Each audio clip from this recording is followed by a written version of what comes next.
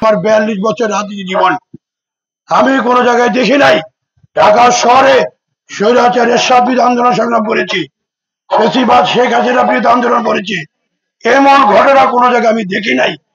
আমরা মুসলমান আমরা নামাজরত অবস্থায় ছিলাম, এখানে নামাজরত অবস্থায় যারা করেছে এই কুলাঙ্গার এই সন্ত্রাসী কিছুদিন আগে থানার থেকে তাকে ছিনাই করে নিয়ে আসছে, চিন্তাই করে নিয়ে আসছে, তার নেতৃত্বে আজকে এখানে হামলা হয়েছে।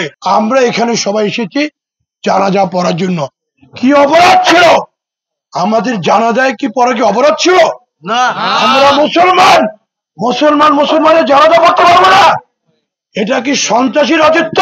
না, এটা ফ্যাসিবাদ শেখ হাসিনার লোকরাও কখনো করে নাই।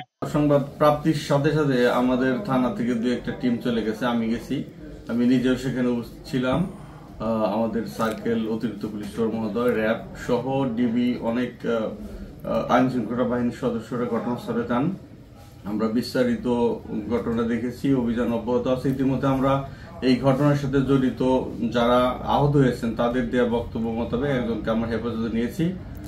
আর অভিযোগ দায়েরের যে পদক্ষেপ অব্যাহত আছে, অভিযোগ পাইলে আমরা আইনগত ব্যবস্থা নেব।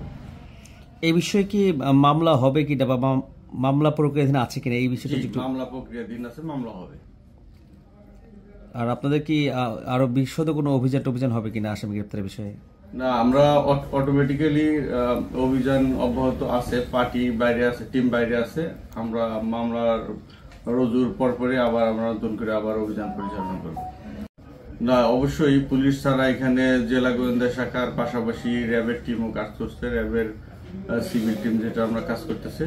খুব দ্রুতই হয়তো আমরা এই ঘটনার সাথে জড়িত যারা আছে তাদেরকে আমরা আইনের আওতায় নিয়ে আসতে সক্ষম হব।